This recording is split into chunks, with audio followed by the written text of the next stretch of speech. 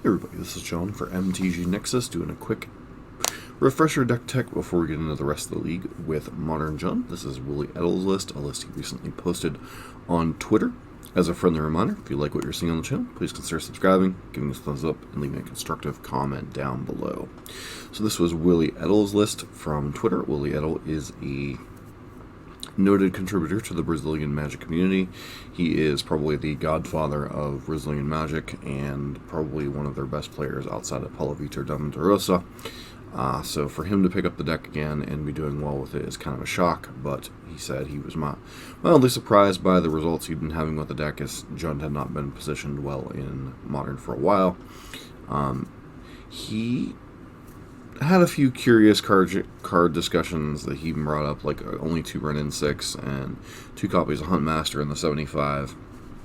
Renin 6 was definitely a budgetary concern. Obviously, Renin 6 is about $100+ on Magic Online. The only reason I'm able to constantly use decks like this and burn and things like Titan Field and all this other stuff is because I use Mana Traders, so I do not personally own all these cards, so it's not quite as large a financial burden upon me to be able to play Jund here for this particular month. One other rendition and things that I've been picking up steam is Kroxa, Titans of Death's Hunger. This is kind of the sister Titan or brother Titan to Uro. Obviously, Uro's making waves in a lot of the same shells that Oko was making shells before it, or waves before its banning. Card's very powerful in attrition matchups, is a very nice finisher in addition to Tarmogoyf, although it does take a while to get online, so this is much better in kind of the grindier mid-range and control matchups. Beyond that, nothing too special going on here. Assassin's Trophy over Abrupt Decay I think is the correct call. Gives you some main deck outs to answering certain land cards, as well as being able to kill basically anything in the format that isn't indestructible. Allows you to answer things like Ugin and such that would otherwise be only answerable with things like Maelstrom Pulse. And then 4 copies of Bloodbraid Elf I do think is the correct place to be. I don't know if Huntmaster in the main is correct. I honestly think this should be a 3rd Renin 6 if you're playing a slightly more traditional Jund list, or budget isn't necessarily an issue. But I think this card performed alright in some spots. We didn't really play too many matchups in which it was particularly good. As far as the sideboard, I really liked his sideboard, what was going on, but we'll get into that a little bit more in the wrap-up. The only notable thing here is a 2nd copy of Huntmaster of the Fells, and then the split on Fulminator and Pillage. This is primarily a call-out to Veil of Summer, as Pillage allows you to actually able to target lands, even through a Veil of Summer, whereas Fulminator Mage can get blown out by Veil of Summer. 3 Collective Brutality is Respect for Burn. Plague Engineer is just very good against anything with creatures, basically, so very good against the tribal decks, decent in the mirror, decent against Death Shadow, etc. And then Grafdigger's Cage is the graveyard hate he chose to run along with Ashiok. Does not pair well with Kroxa, but does serve its purposes against Collected Company decks and decks that are trying to use War of Invention and such to, I guess it doesn't actually, yeah, it does work against War, but things like War of Invention, Collected Company, and such to stop those particular combination of cards. Damping Sphere, pretty good against any Storm variants, the Grinding Station decks that are running around, etc. And then Huntmaster of the Fells, as we mentioned, was another kind of grindy card that he chose to run. If you'd like to look at the first 2 matches of this league, that video has already been up for a couple of days. I'll try to link a card above for this before we get rolling. Anyways, let's hop into match number 3. Back for the 3rd match in this league with Jund. Inquisition into Threat into Liliana seems pretty good, with Bolt option if necessary.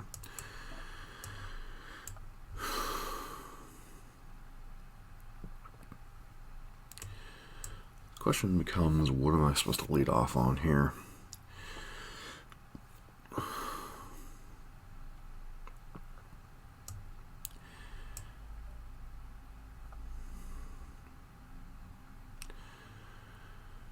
If I fetch Shock, quite a bit of damage. If I just fetch Swamp, limits our ability to use Ooze.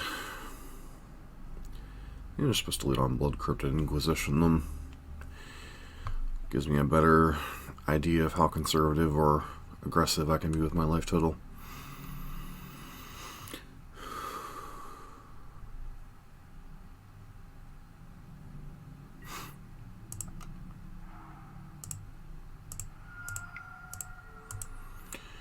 Position you. So, Dimir.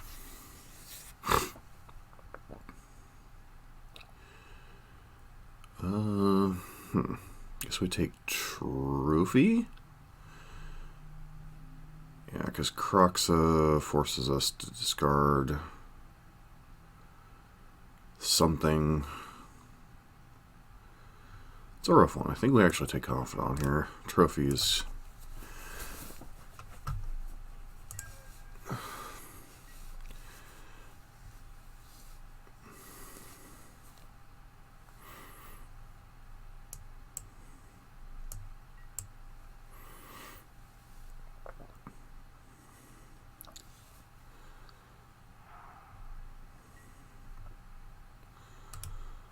That's their draw step.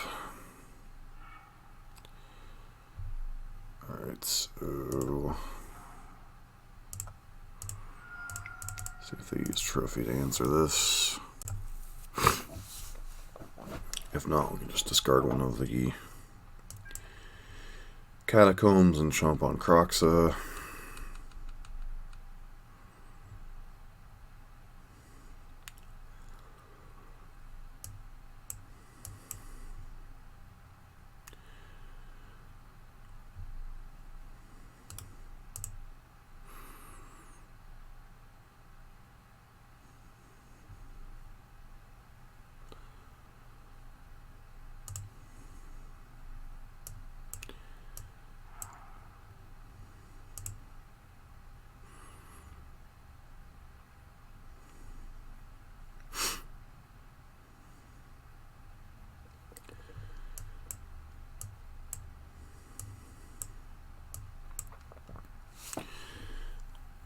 Like, if the Kroxa is here, then that's kind of unfortunate. Now they get to take Liliana basically for free.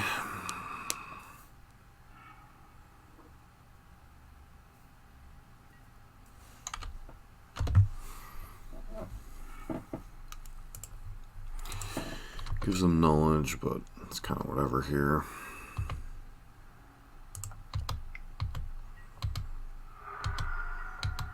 Missed the point of damage by not taking Confidant, but I want to be able to chomp on Kroxa should they play it this turn.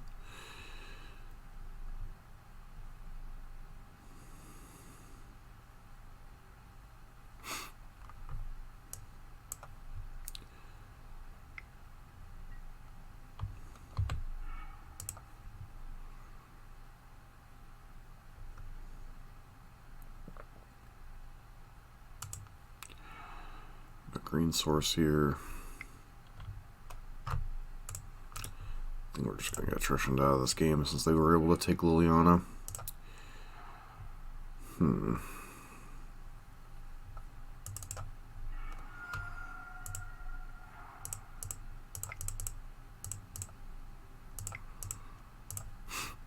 Fire up Ravine, try to slow this game down, I guess.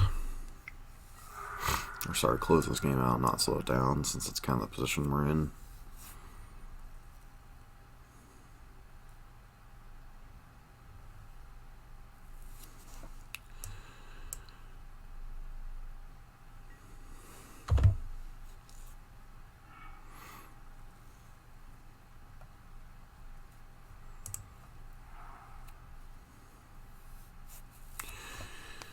So they're not playing Kroxa. I'm guessing that means that they have some style of removal.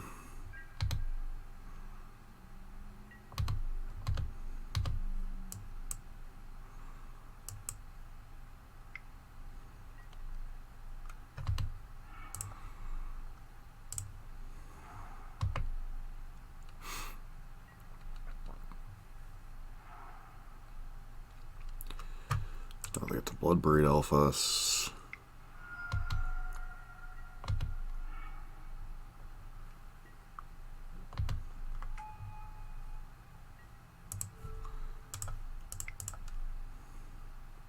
It's actually dumb. They actually don't have a land to get back this turn.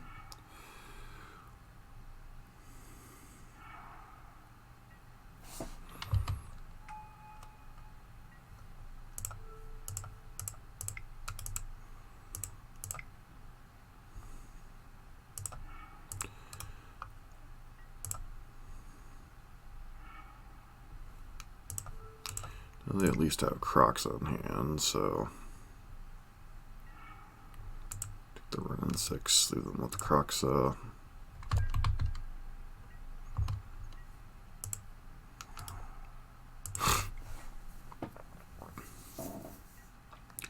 Got one turn draw, or other scavenging is pretty much. Or some type of answer to this Crocs.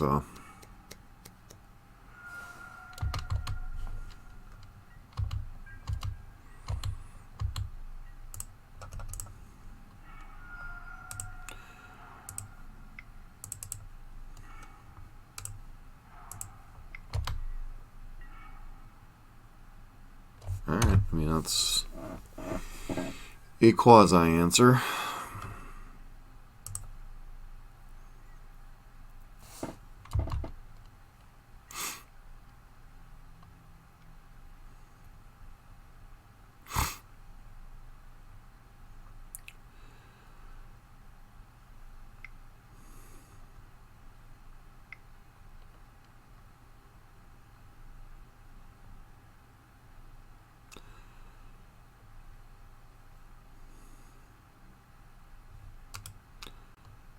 There's 5 other cards.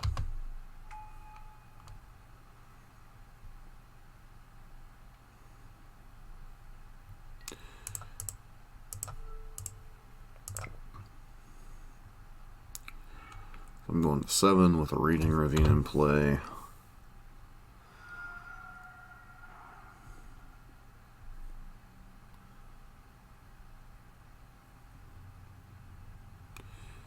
Wondering if they want a shock in to be able to activate that peatland. Looks like the answer is yes.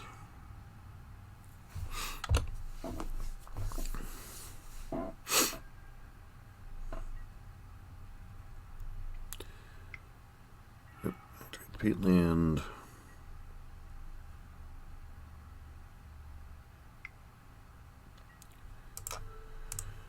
Bolt your face.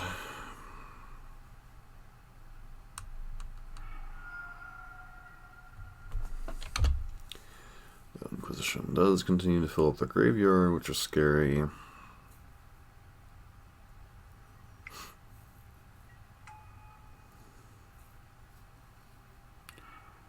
Yep, and we're dead since Tarmogoyf plus.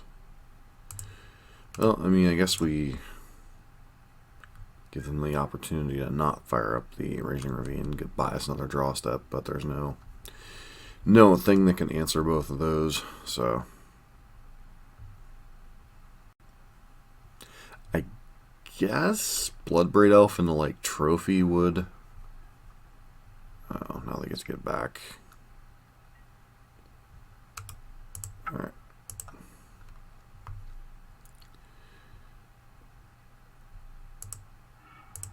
Position that.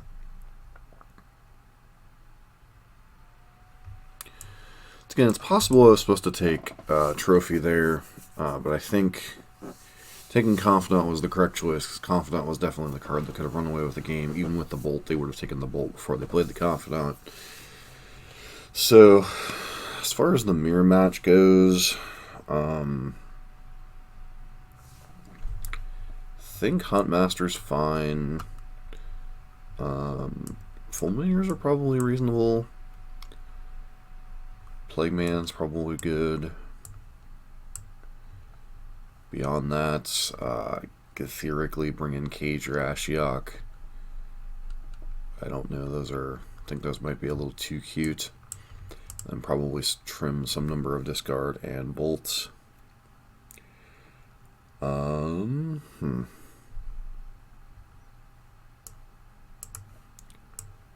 2 bolts and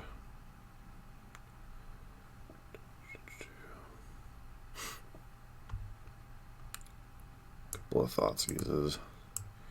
Because, yeah, Thoughtseize can grab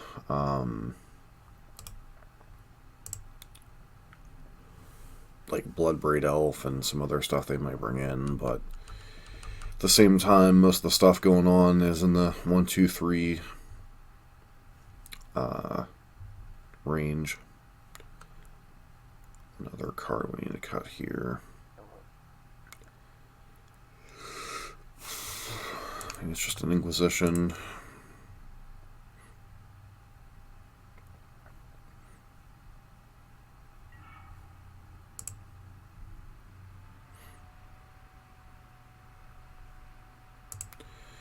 Hand seems fine. We have like one answer, couple of threats, another answer / threat.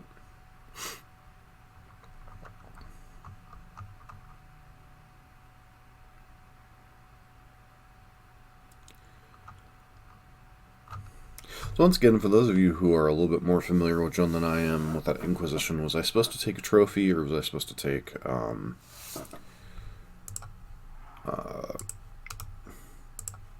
Dark Confidant on that one? Because Confidant feels like it could run away with the game, especially when I'm a little bit light on answers other than the Bolt. And you can just run out and go away Fear. It's not a huge threat, but then they could potentially use their mana.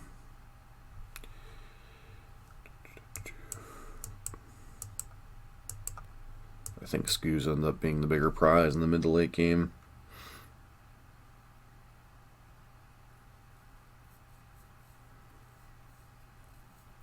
Our hand's more threats than answers at the moment.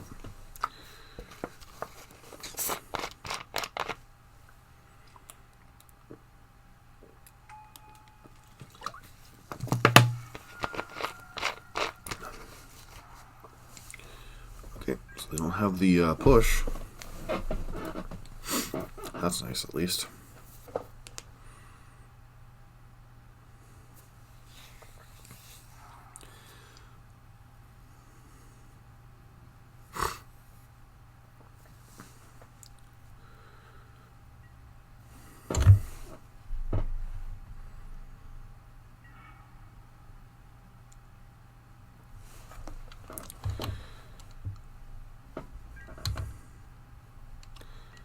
I have a feeling this Termagor is just gonna die, so. Alright.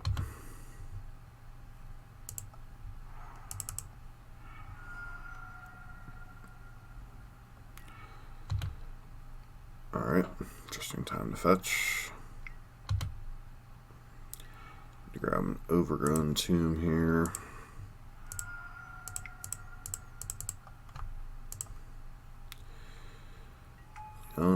Plus probably ditching the forest here.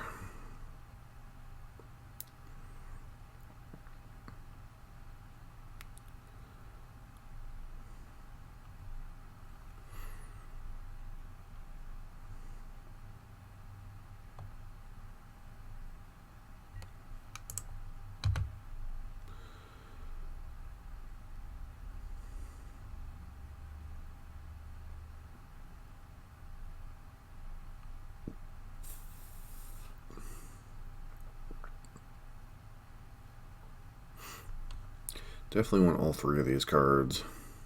Again, it's possible I'm supposed to keep the forest over something else. But we want push, we want Plague Engineer, we want ooze.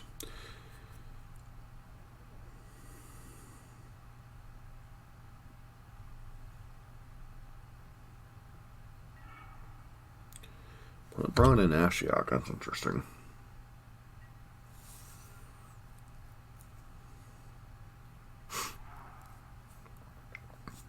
Like they have their own Leona. Nope, full Midrange. Okay.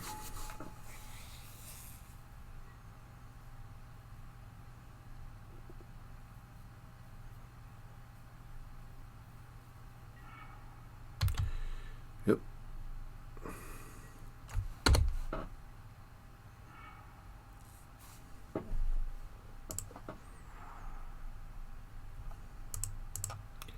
So what do we pitch? Plague Man here.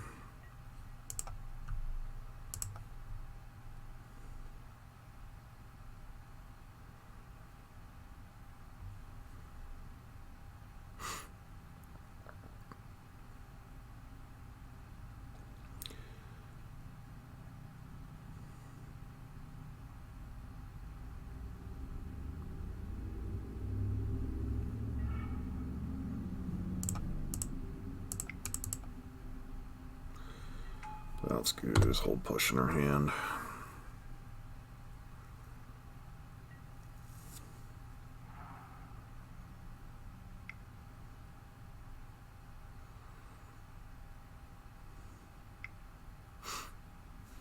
Okay.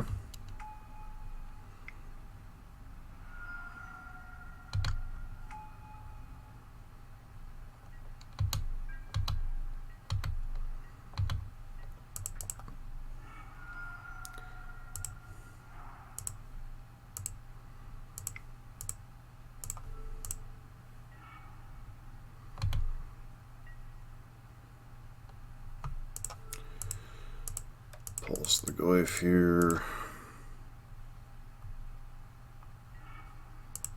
Plus the Lily. Last card was a Bloodbraid Elf.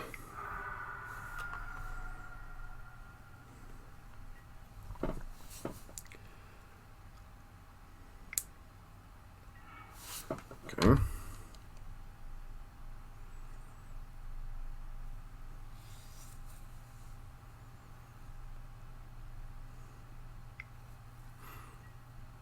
Yep, Dark Confidant.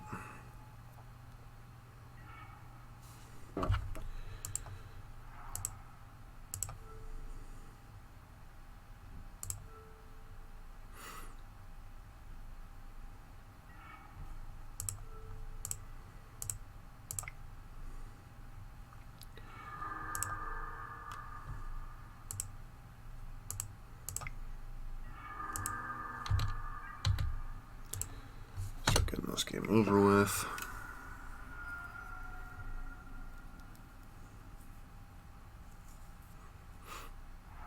Okay.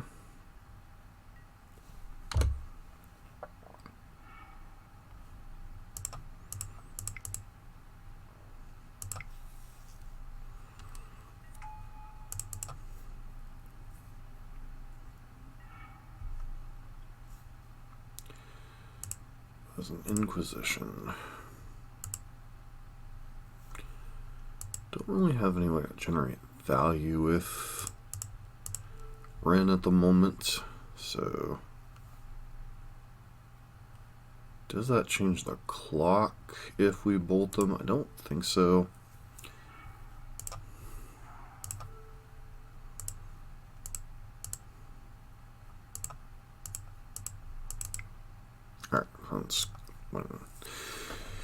Alright, so opponent brought in Ashiok. Does that change how I'm interested in sideboarding?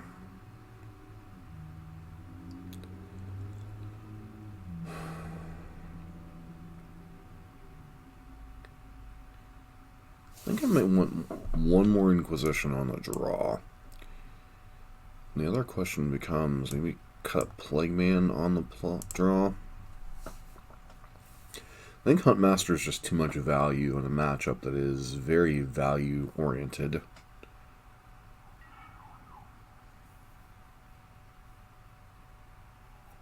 Fulminator.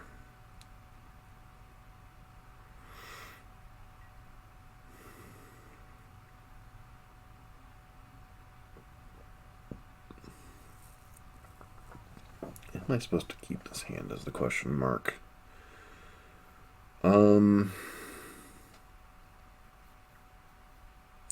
Hand is basically 2 threats and a Stone Rain.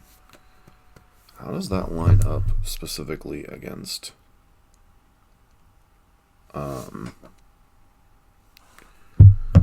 most Jund hands? I think we keep. This hand obviously is risky. If we get Inquisitioned on one or Thoughtseize, then this hand gets significantly worse. Alright, I think we play that out. Enables us to either fetch a tap land or hold a Fatal Push without giving up too much information here.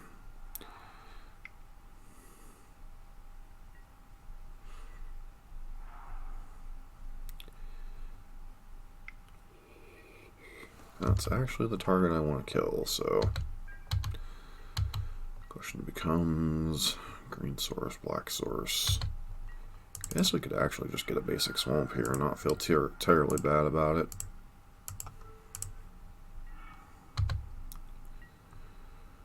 Force them to answer the ooze. Hopefully they don't have Liliana here.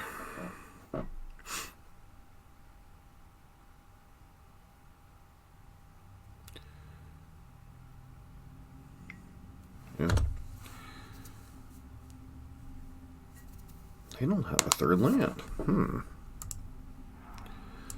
So am I more interested in cutting them off of green or red here?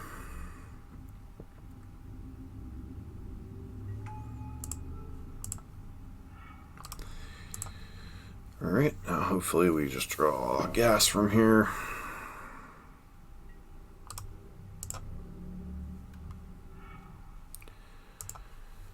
Liliana definitely qualifies as gas, right?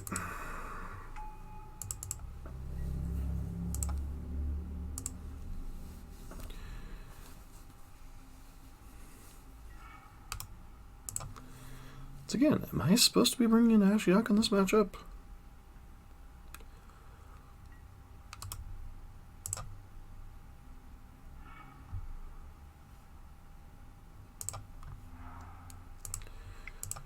Honestly, don't know. Master of the Fells?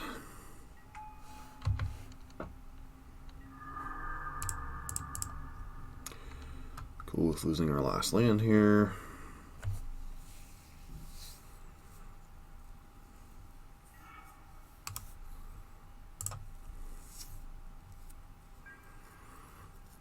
Do you have a bolt?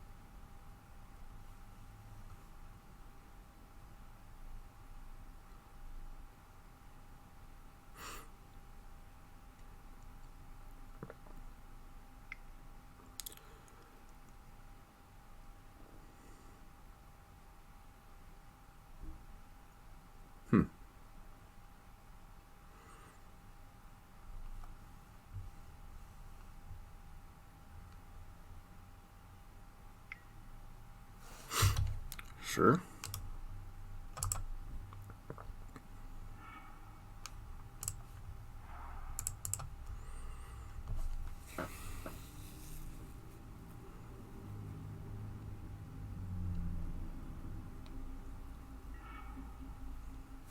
I mean, if they have another thing, they have another thing. It's kind of whatever here.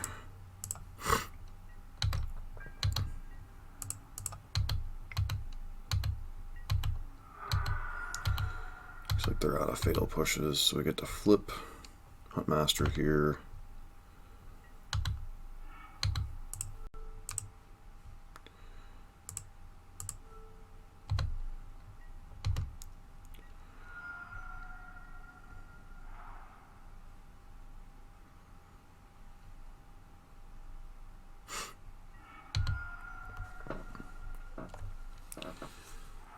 Going to 8.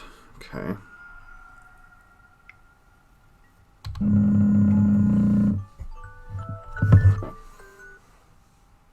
That's my original alarm. I was supposed to wake up too. Old Nathan, huh?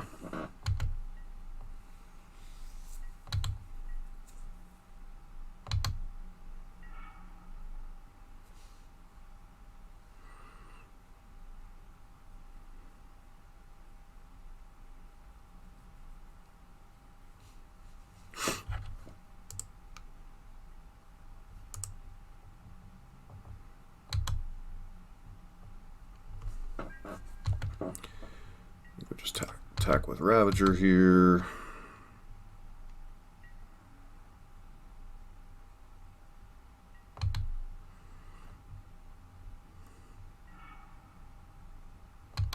Sure, let them do the thing here. Still take 4. Did this because we had the other Liliana here.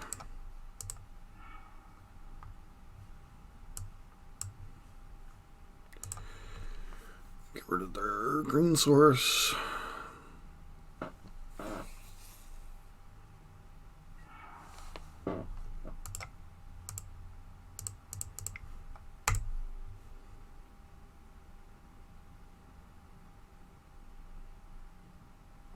And that was enough to get the win. Sweet. Nice to win the Dimir. We are back for match number 4. We are on the play, which is obviously nice. This hand's interesting. A little land heavy without one of our big kind of payoffs, but I think we still keep this hand with Thoughtseize and either Goy for running 6, depending on the matchup. Shuffle a pwned. Alright, so let's see what we got here. We kept 7.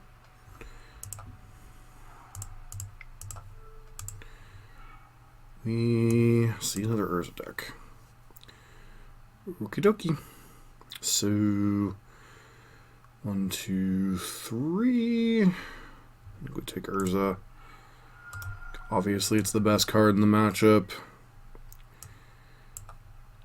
Or their best card in the matchup, I should say. So we get an island and a Astrolabe. It's a pretty good one, I'd say.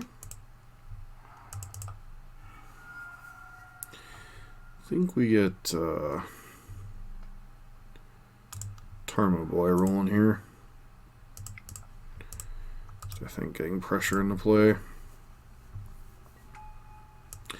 Under their counter spells, we can always buy it back, which is nice. So, still haven't cracked which is interesting. So, I think we Inquisition first.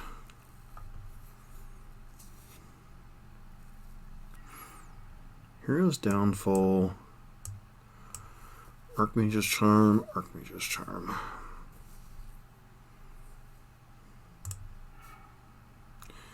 Currently have 4 cards in hand, which is a bunch of islands and some charms. So we just get our value while we can.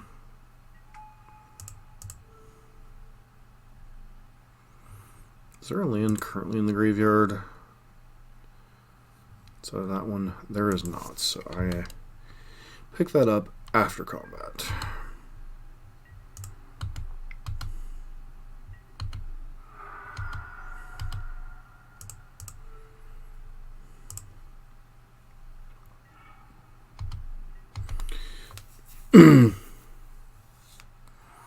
Alright, there's Archmage's Charm, sure.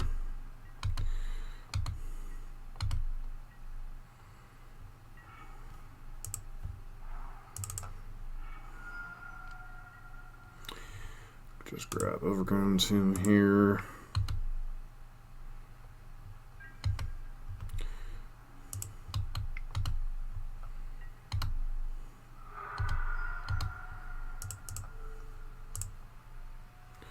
It's possible I'm actually supposed to be let's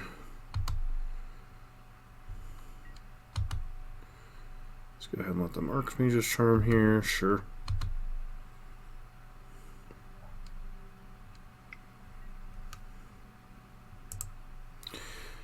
Target player, well, discarding a card won't do much what they have an extra island in their hand. So target player, destroy that, kill that. So the reason I'm destroying that is this puts extra pressure on their mana.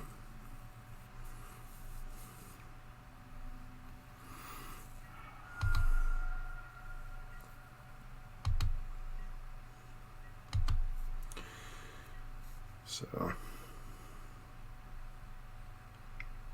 yep.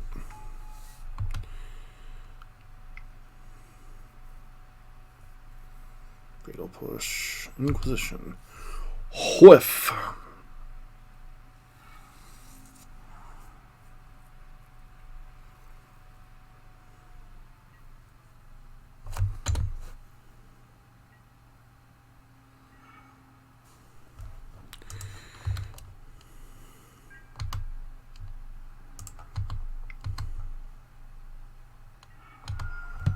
Okay.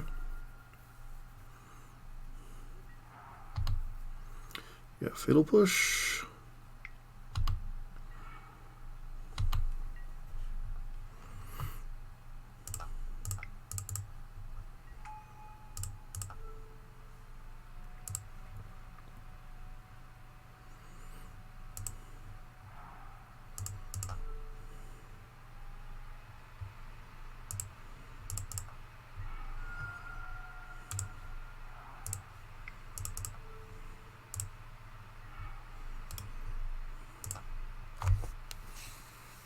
Alright.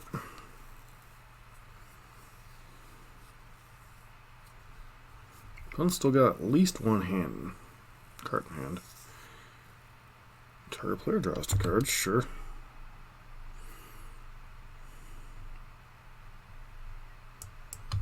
Okay, got a bobble. Okay.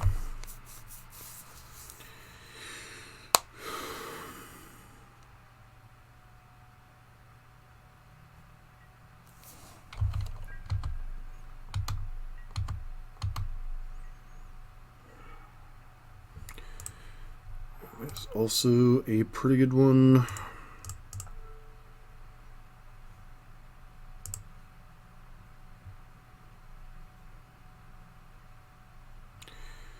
So what is the point of...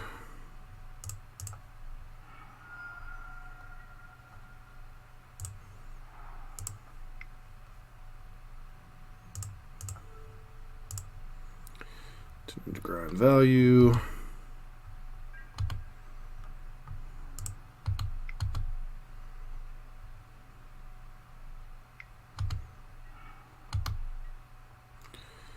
So, turn target creature, target player discards card.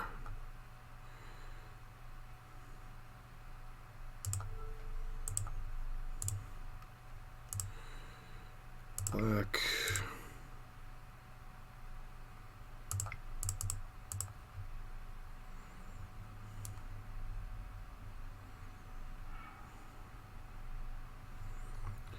Discards a Thoughtseize.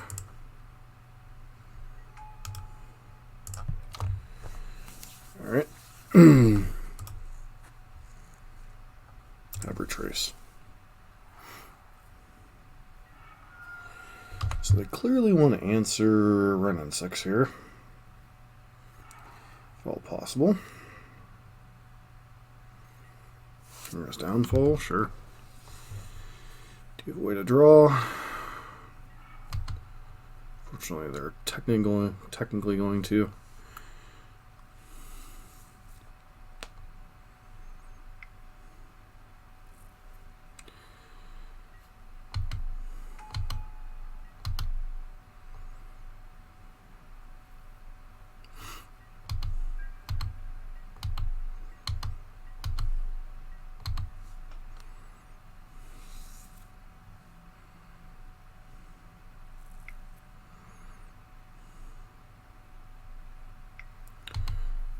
Okay.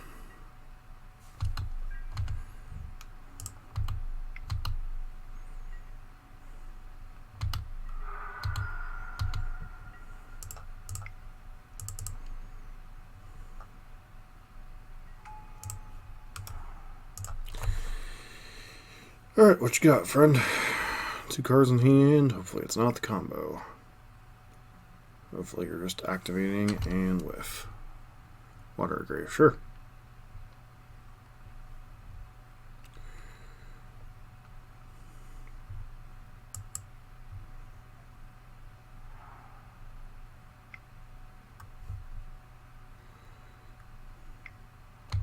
Sure.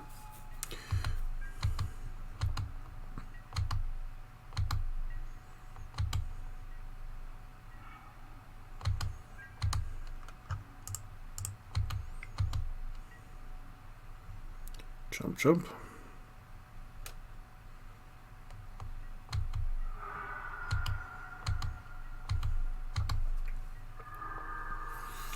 And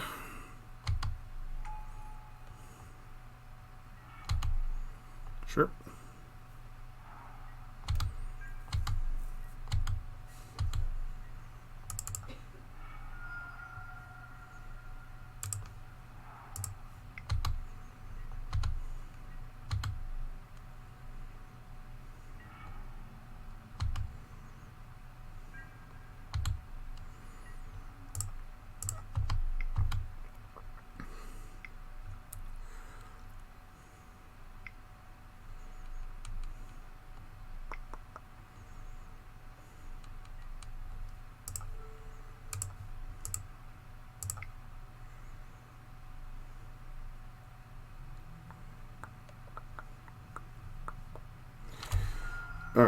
got there against... Where is that in game number 1?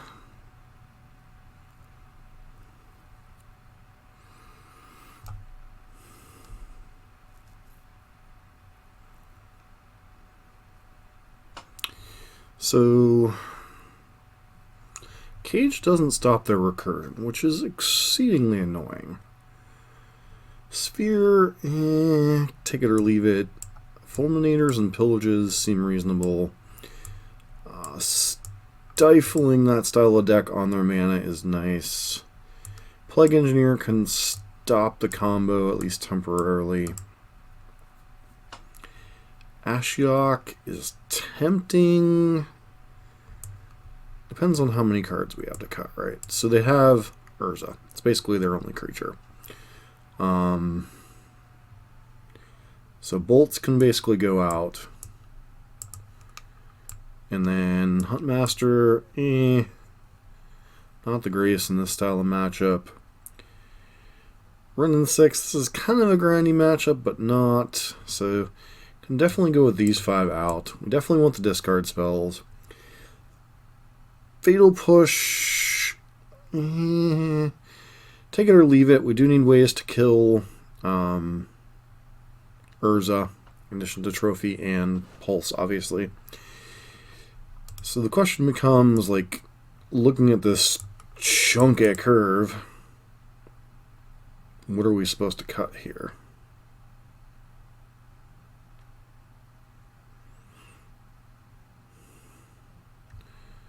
Like, Liliana is good against the control aspect, but not good against the Thopter Foundry combo.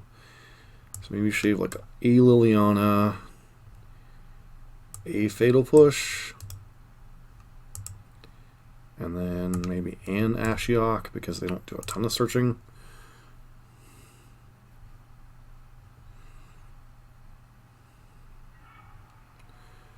Plague Engineer, 6 lands. Don't think that's going to cut it. Don't think this hand's great, but I do think it is reasonable. Don't know how many counterspells they play. They're up on 2. So, probably want to keep all 3 lands. Let's keep all 3 lands, bottom Fatal Push.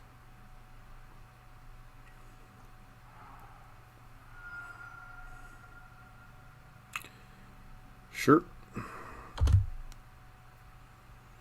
And they're a weird deck because they play discard and counter spells. Yep, running 6 is definitely the value engine. Draw our only other running 6 in the game. Seems reasonable, right?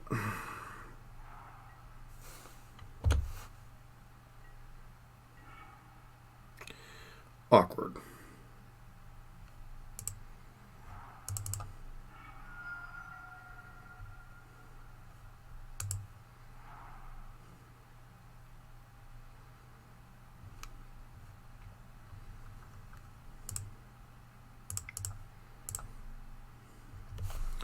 Draw, I was going to say, this would draw out a, whatchamacallit if they had one.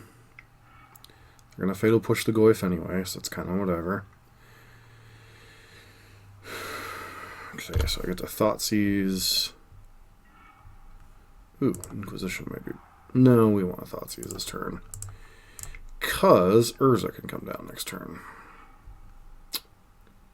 Urza and Mystic Sanctuary.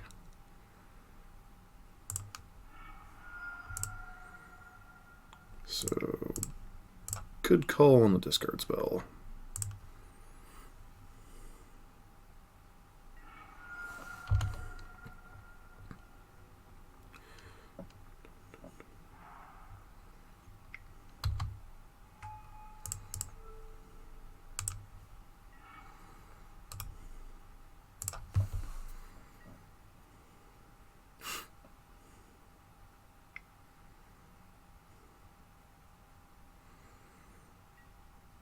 Boundary is annoying.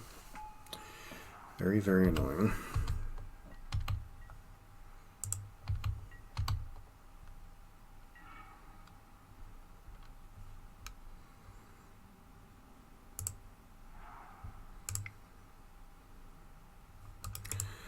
was their draw for the turn, right?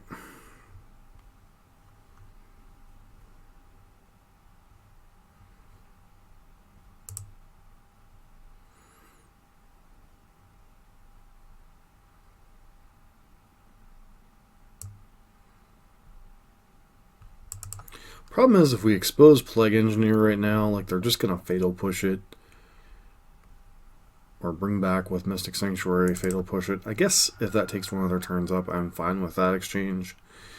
So the Forest is a little bit awkward. We definitely want to get a we probably want to get a red source here. Stomping Ground, Tomb. So we want to go... I guess Kroxa forces them to discard one of those two. So I'm kind of inclined to go with Kroxa this turn.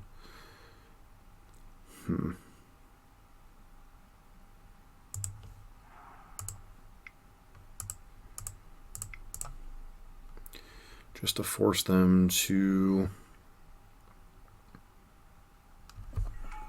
discard one of the two cards. So they can only rebuy one spell currently.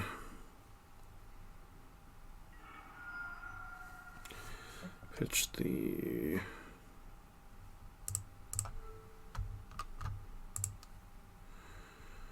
call here. Question is, what do they decide to top?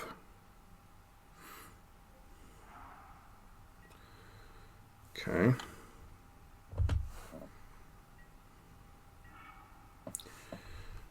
So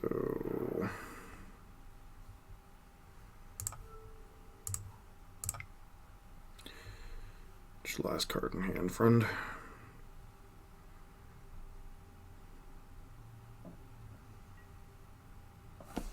Interesting.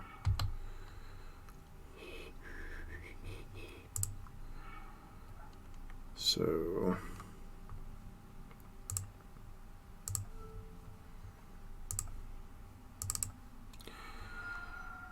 the red source.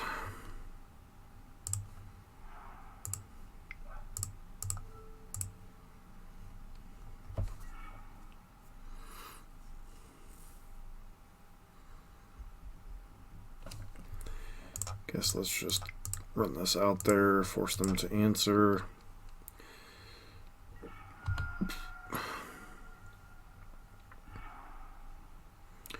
Now they're going to put Archmage just Tarn back on top. Interesting. Alright. Doctor.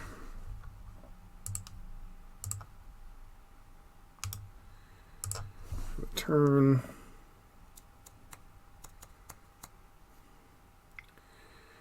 Just Charm, draw some cards.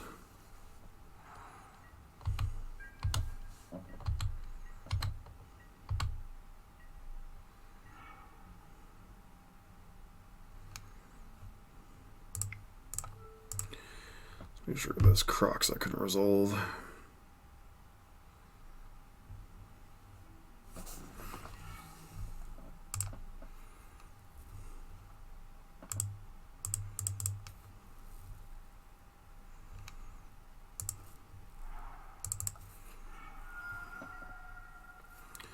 So, red, red, black, black.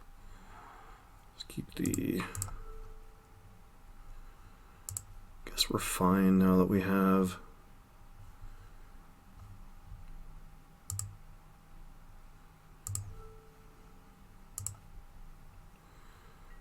Okay. Black, black, red.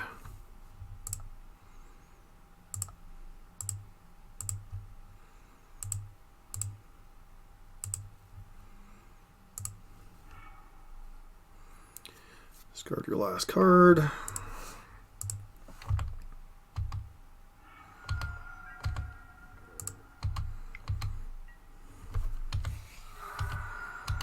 This really grinds things into the ground here. And sure.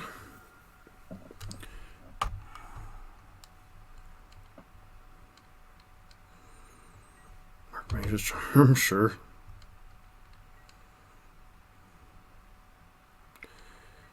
Sure. And what'd you draw?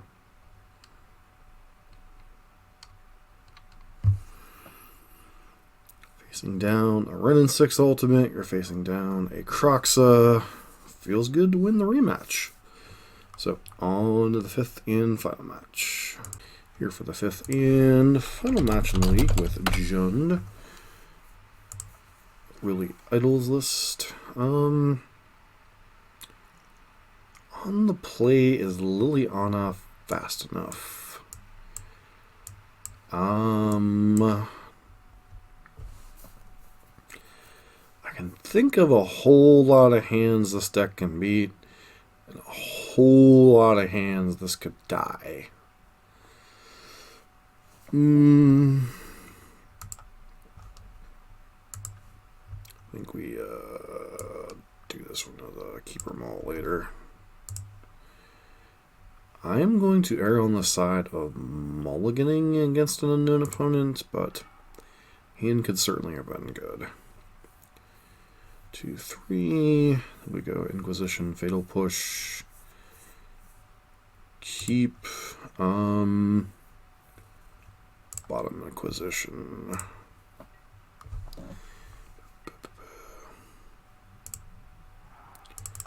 Get an Overgrown Tomb, because I think that's the card we're most likely going to want here.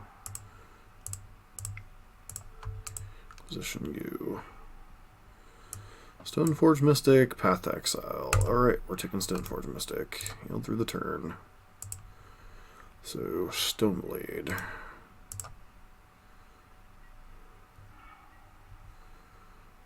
Okay, doing that. Through the turn, if they happen to draw on their Stoneforge, we just get to push it off a cliff.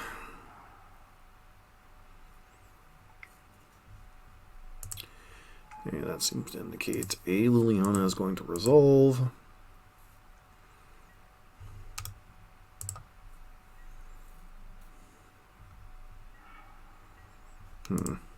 So could take the turn to try to whatchamacallit here, but then we just open up to that many more spells they could have drawn. Basically, Force of Negation is the only thing they could have drawn here. What am I pitching? Guess Fatal Push at this point.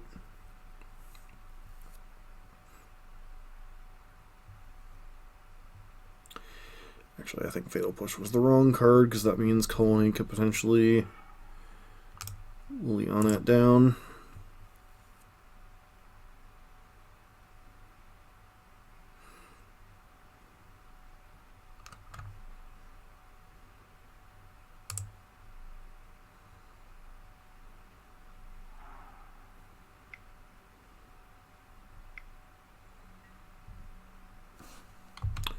Okay.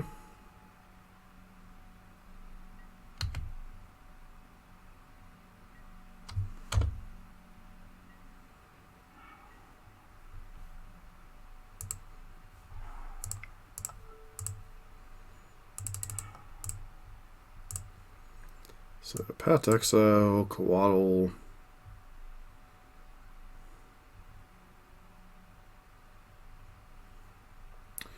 Sort of Feast and Famine's a little scary.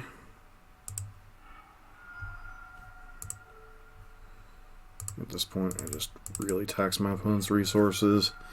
When I get into the red source, I think we get the Blood Crypt here. Go ahead and deal. Choose target player, discard a card. Choose target whatever, because we're going to try to grind this game in dust.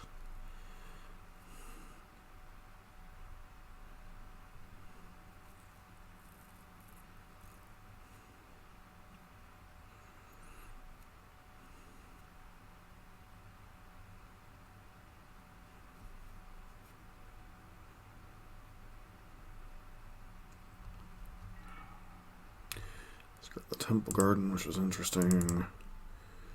Do you pitch now?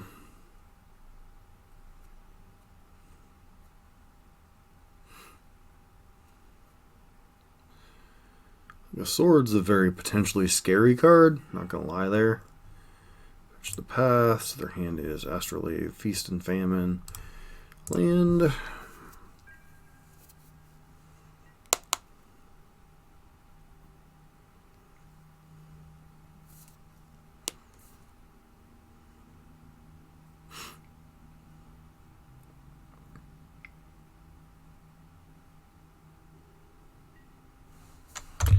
Yep, I got nothing going on here. Okay. I think you just run out your sword, don't you? I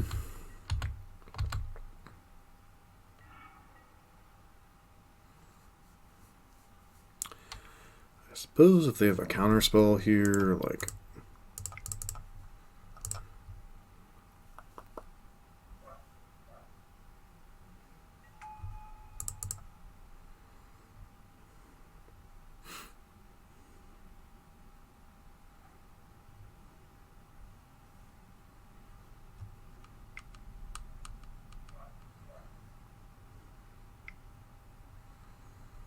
Coatl. I mean, Coatl's annoying.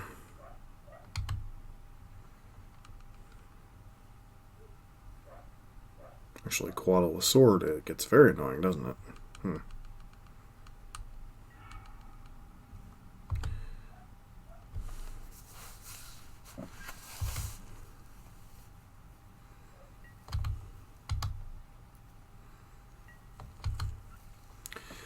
The thing that's definitely annoying about their deck is they have a good ability to grind.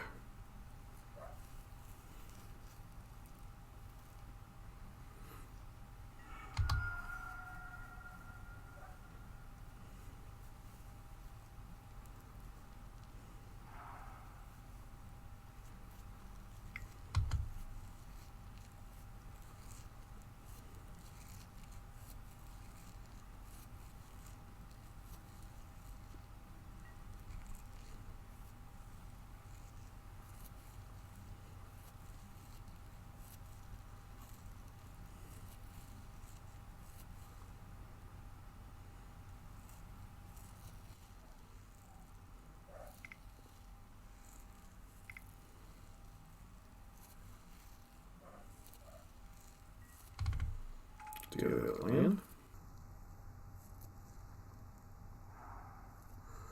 Fortunately, you do. Okay. So... Okay.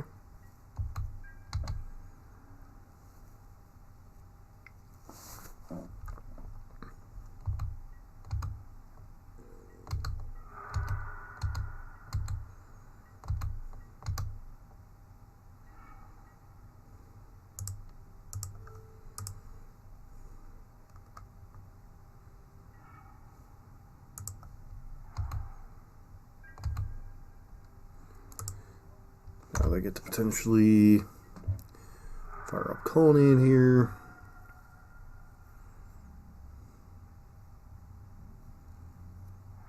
Yep, looks like it's going to be a fire up Colony turn.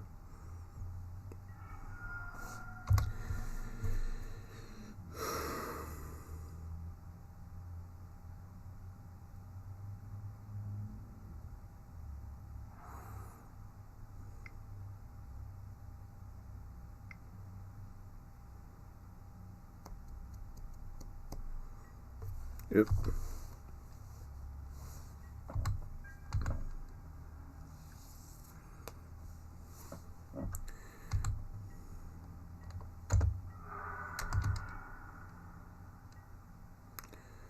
That's a pretty good one. It's gonna spin and hit me. Hit my dealer. Hit my dealer.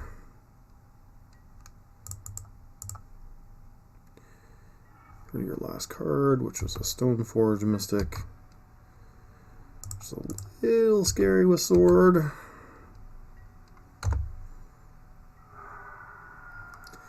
Down to 5, and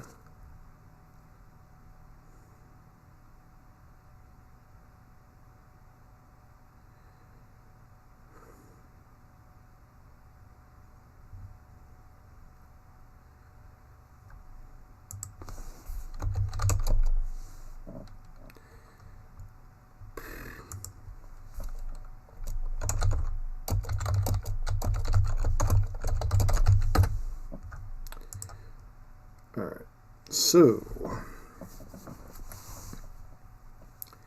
things and stuff.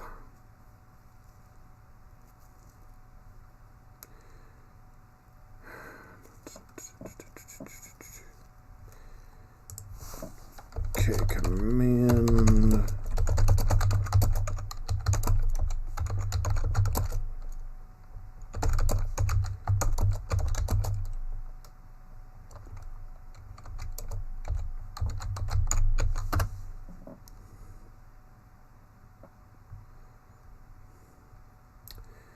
Definitely want some fulminators. Probably want some pillages.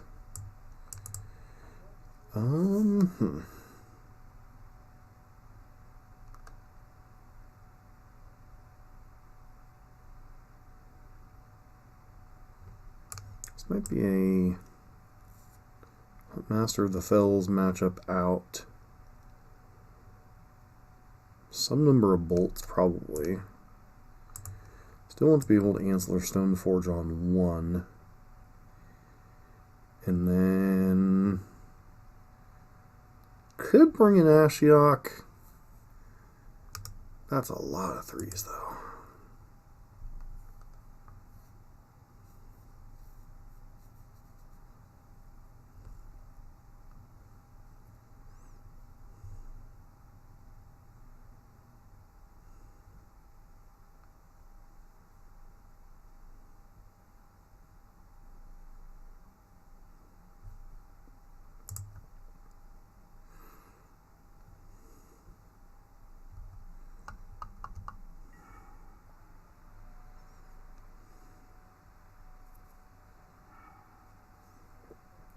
Well, I mean,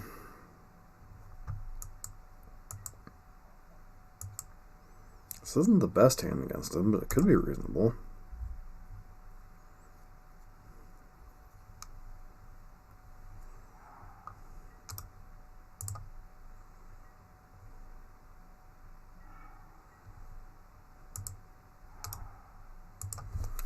They just jam Stoneforge into Batterskull. We're in some trouble here.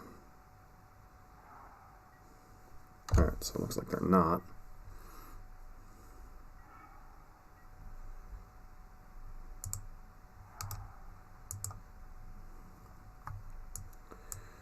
Ooh, discard spells.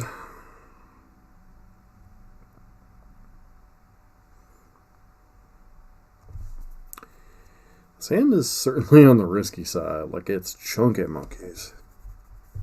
For modern, at least.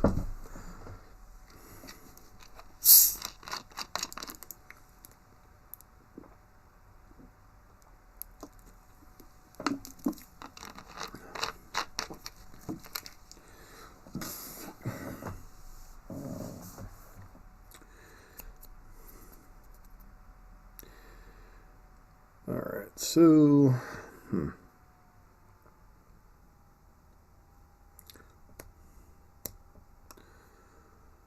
What you got, my friend?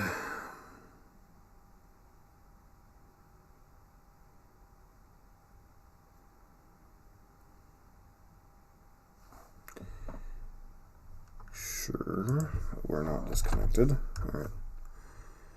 Doo-doo-doo.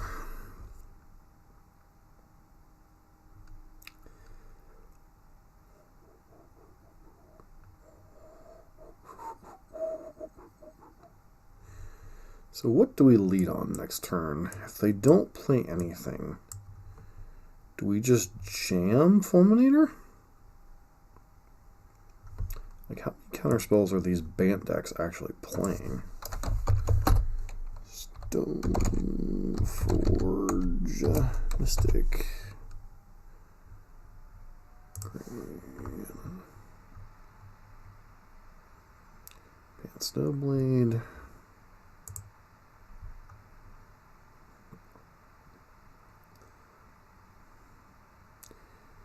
They're surprisingly not playing that many counter spells. Playing Quaddle, Snaps, Forges, Uruz, Illusfess. I'm sure I hadn't DC'd myself.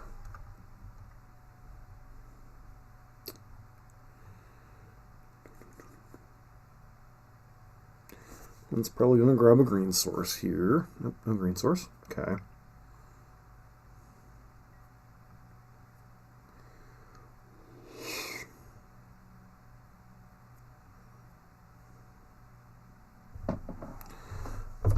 Is this the old-fashioned... Wait till we have...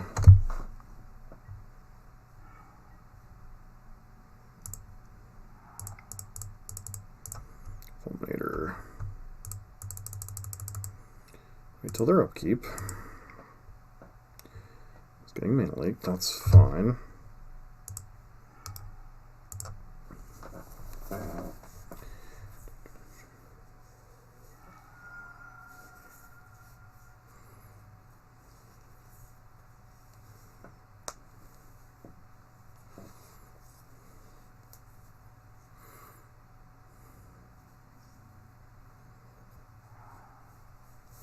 Green source, interesting.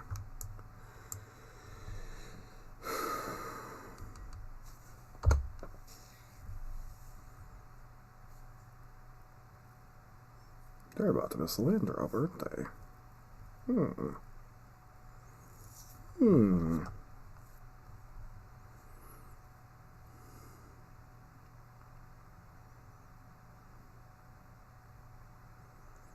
Still think we just Bloodbraid Elf, right? Unless we draw Inquisition or Thoughtseize.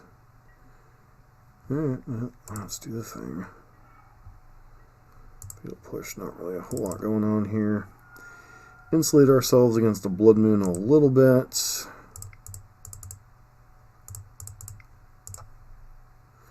Trigger. Okay. We've got turn target creature.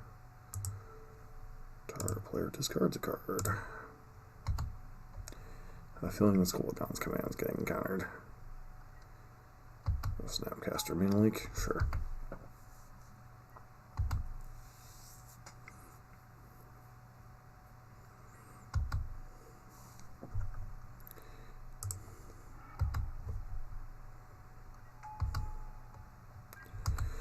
Definitely serving in with Bloodbraid here. Want that Snapcaster off the board so they just can't equip blades.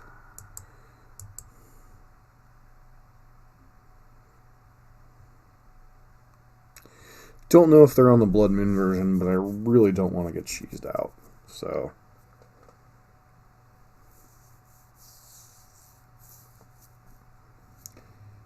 we're already up a game, which is nice.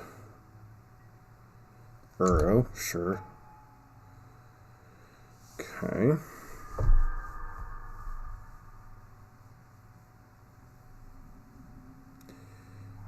Okay.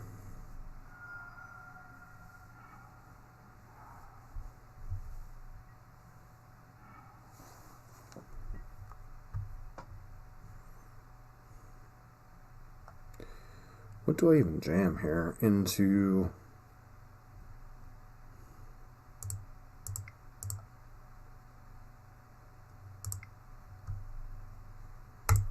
Do we jam only here?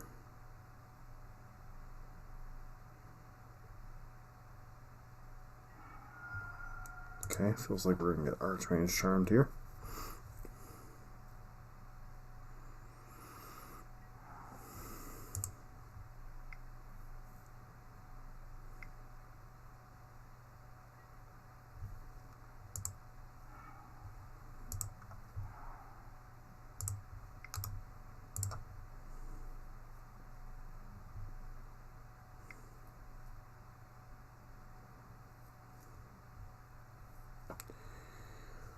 Yep. Here comes Uro back.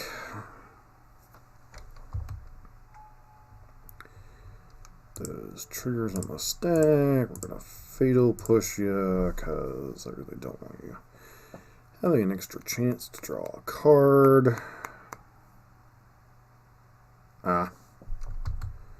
Own stupidity on that one.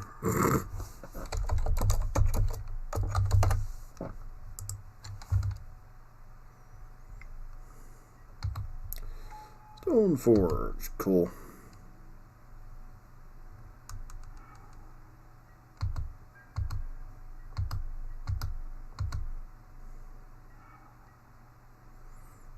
So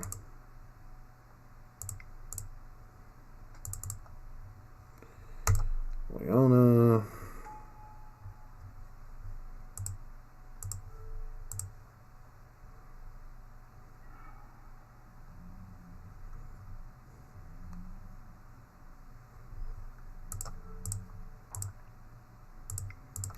Trophy this now.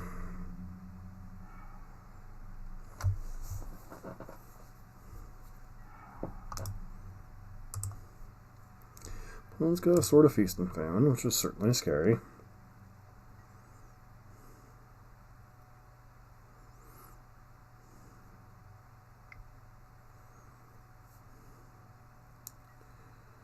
Jace is annoying.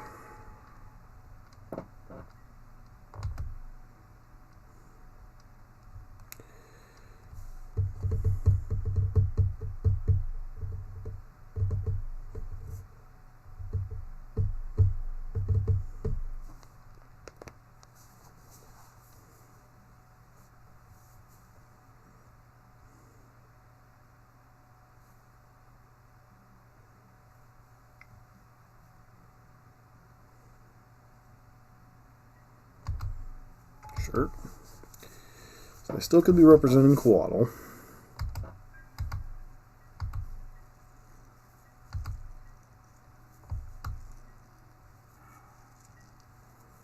Bloodbraid Elf.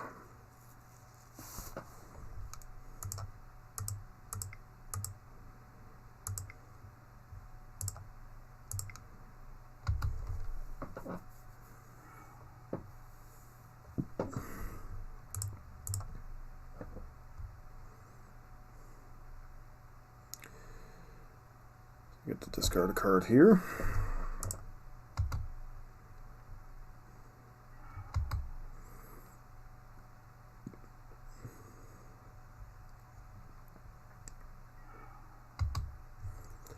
There we go. Get the distinct impression I'm going to get Coatl here, but we still got to go after Jace. Path exiled. About the same thing, really. Need the second red source, so do I even plus the Leona here is the question. I guess we're beyond the point that Fulminator kind of matters, so I think we just discard Fulminator Mage.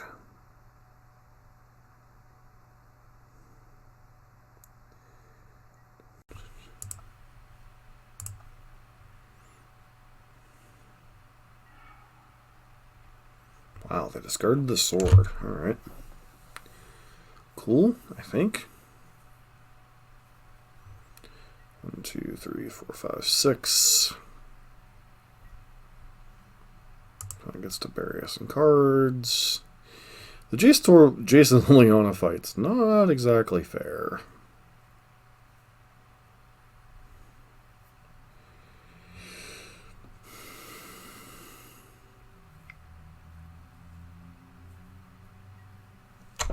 Yeah, that one matters, but not quite as much.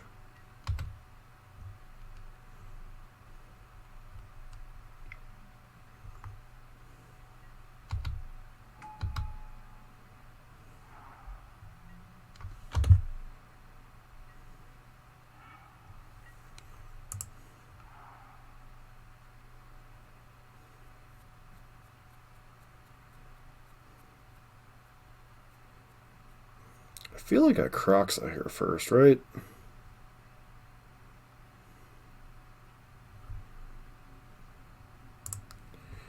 Red, red, black, black. 1, 2, 3, 5.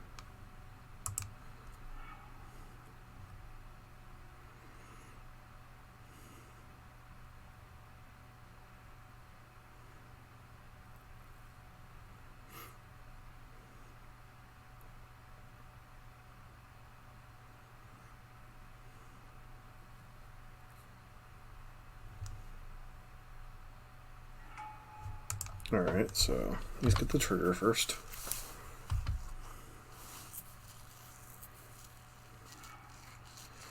Discard another Jace, that's interesting. So, just going to try to kill Jace.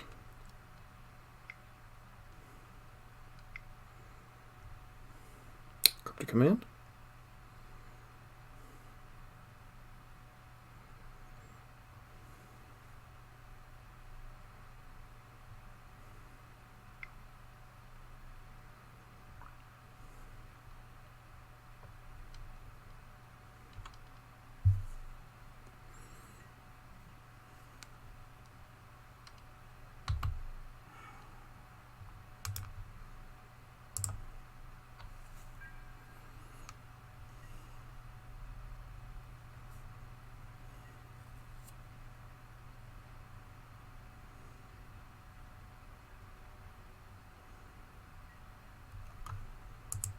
Okay.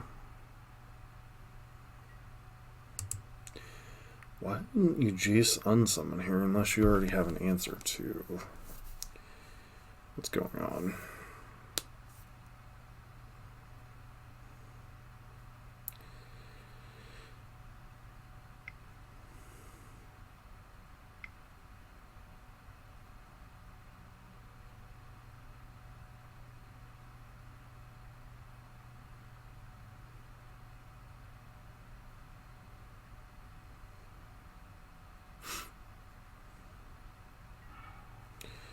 Okay.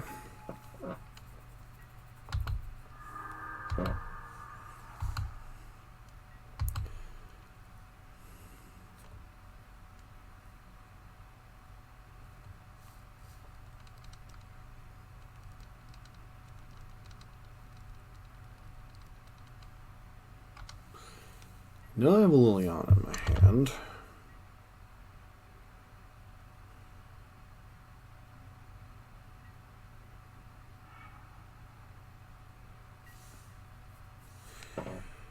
Okay. Let me just give you a little bit of suspense of what's going on over here.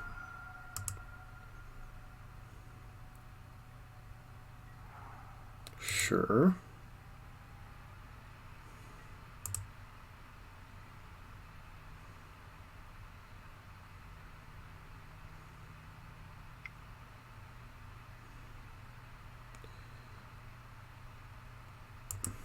It's annoying.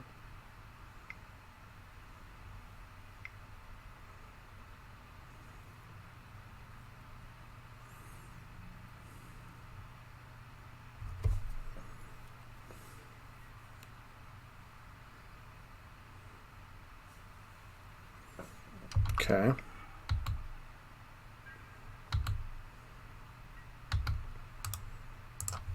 Force our opponent to burn some time. So they don't seem to be very good at closing out games very quickly here.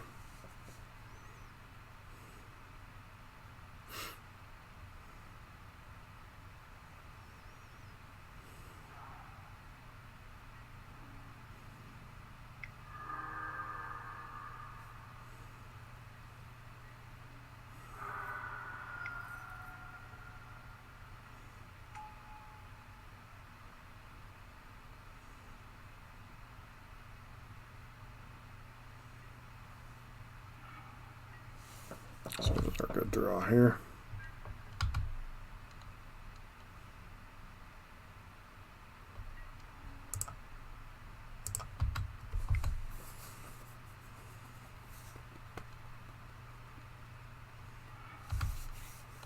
Opponent discards the Supreme Verdict.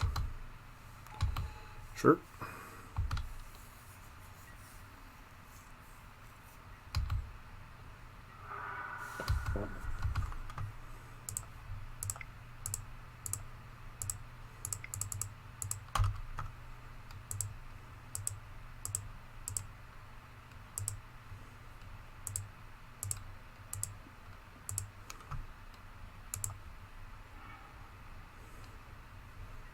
He's back.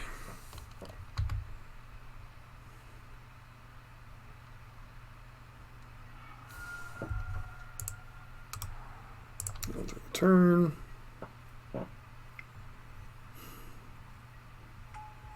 Sure.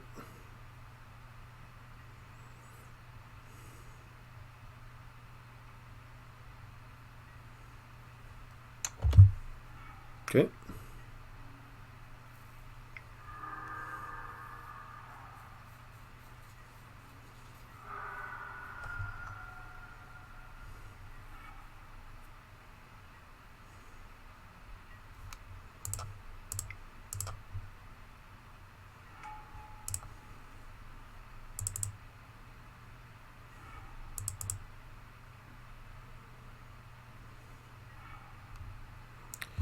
Got a little bit more information on this game.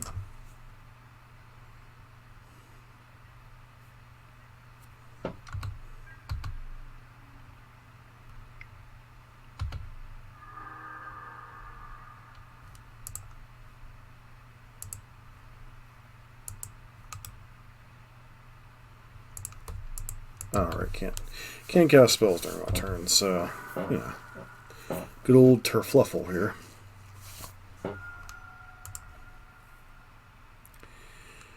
Okie dokie. It's possible we want Ashok to fight Uru a little bit. Fatal pushes are necessary evil.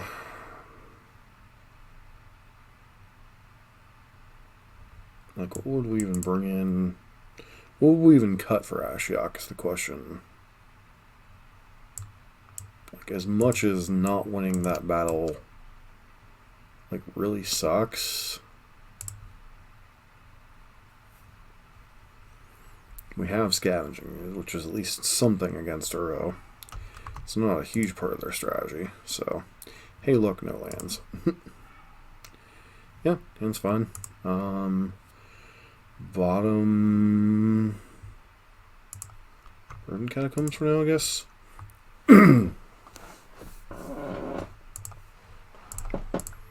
Position. Uru, Manaleek, Astrolabe, Coatl. I think we take Manaleek. Have to stymie their mana.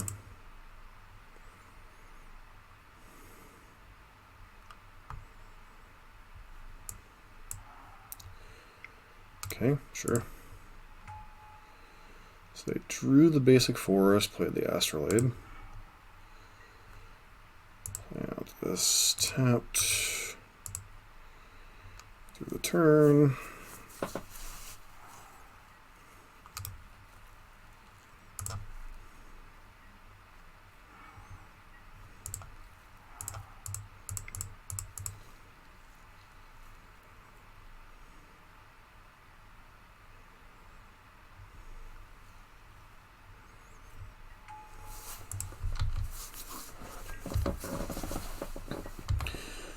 Forced to fetch basics just as much as they can.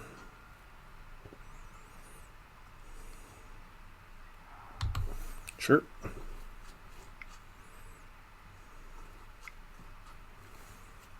There's your Coatl. Draw a card.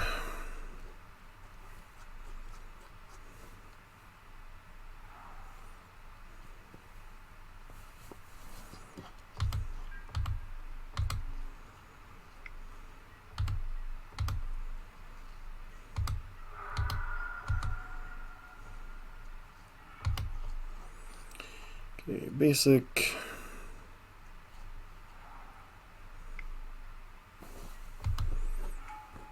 Burrow it up. Don't understand why they didn't leave Coatl back, though. That's the part I'm a little confuzzled on.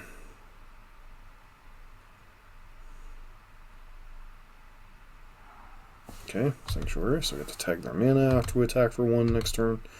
Or attack for 2, I should say. Alright. Come on, Bloodbreed, be good to me, my friend. Position's not terrible, it's not great, but it's not terrible. Uru, Snapcaster, Coatl. Anything we just care about them snapcasting right now. Ish. Quaddle's annoying. Whole bunch of 2-for-1s, huh? So take Quaddle.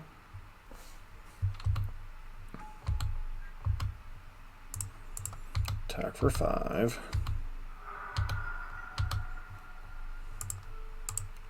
Blow up your land.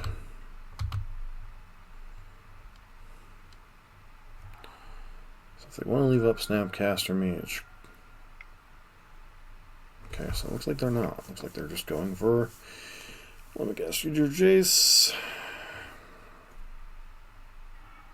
Oh, they're just bringing back our alrighty.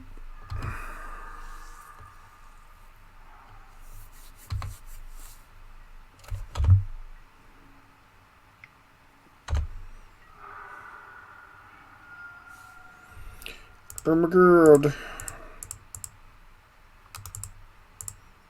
Bloodbraid, Bloodbraid. Pulse at your boy.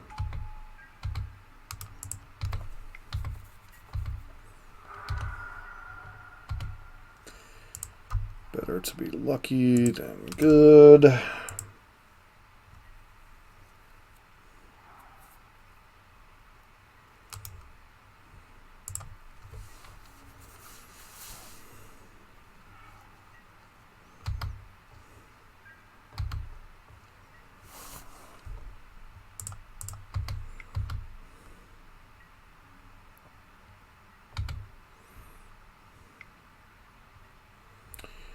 Sure.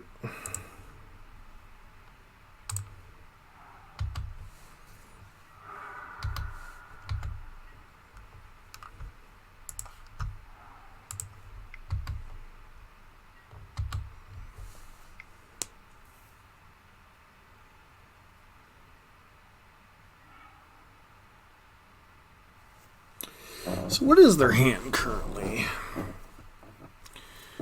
Their hand is currently Snapcaster Mage, Cryptic Command,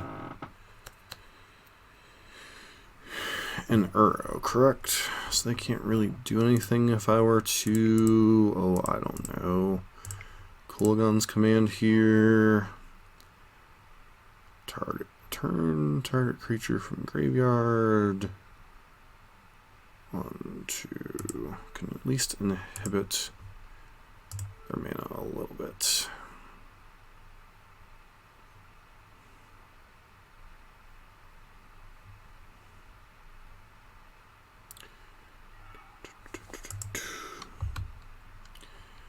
Grab Black Source and be happy. Yes, I have. Or blue, which is whatever.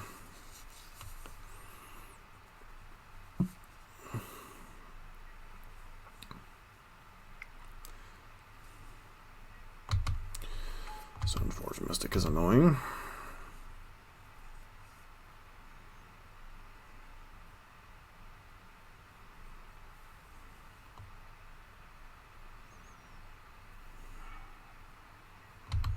Sort of Fierce and Famine. Trophy is a pretty nice one. Trigger. Trophy.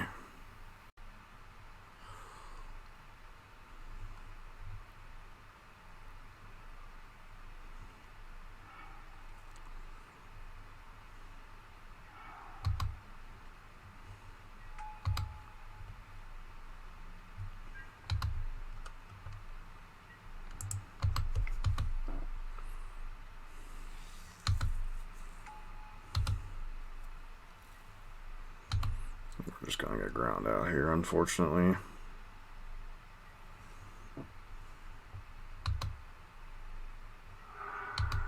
That trade happened.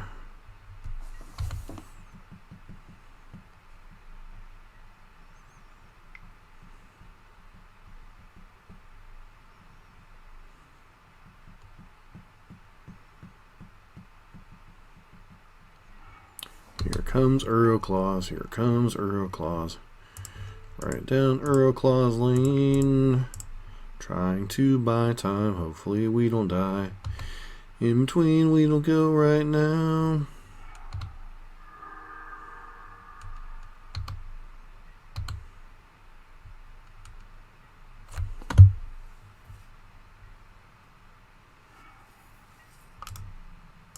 Woo! No, look, Ma, all lands.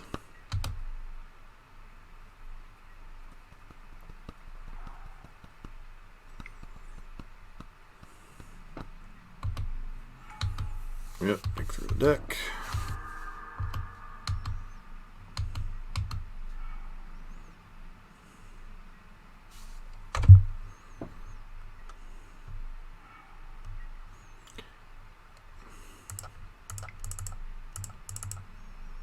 Whee!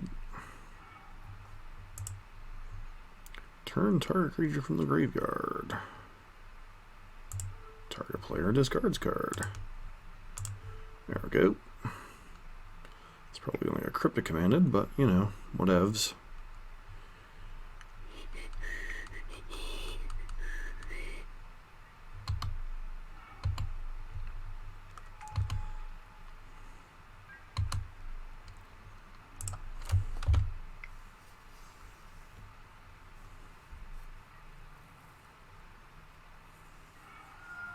You have a Path to Exile too?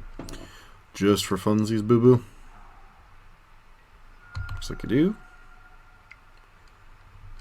Alright. Yep. Hey, look, no basic lands, go figure.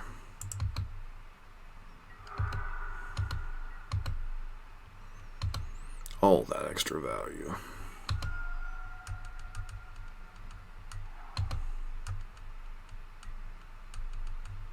They get to bring Uroclaws back here. Have Snapcaster or something up. Snapcaster Path, I guess. I think they still have Snapcaster in hand. They might cast it, who knows. I think in the end it really doesn't matter. Ooh, Croxadaddy. Hello, Croxa, my old friend. Comes to dance with you again. Always out warnings. I think we're going to lose this game, but at least we tried to make it.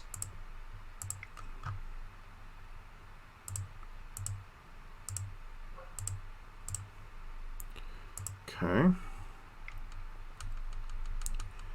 Yeah, it's getting rather quick now. Sure. Yield through the turn.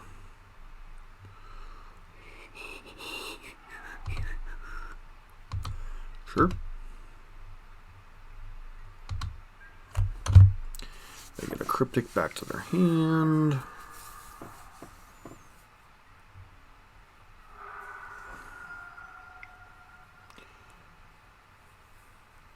Okay. There's a chase.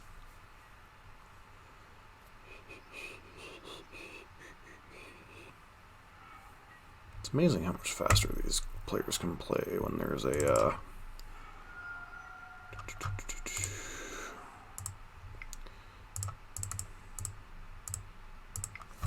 when they backs against the wall, right?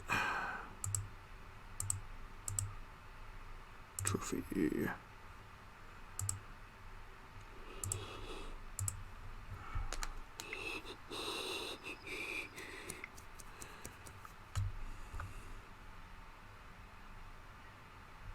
Yep.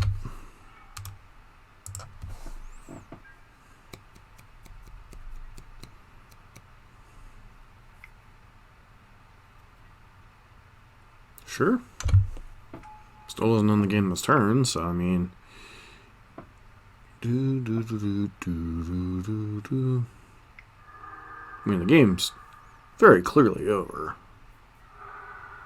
Just a matter of can they, you know, do the thing fast enough to not lose. Shockingly, they probably can.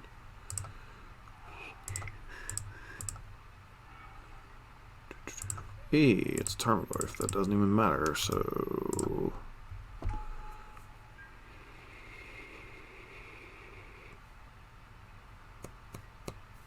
Yep, go ahead. Hey, they can actually figure out how to win a game.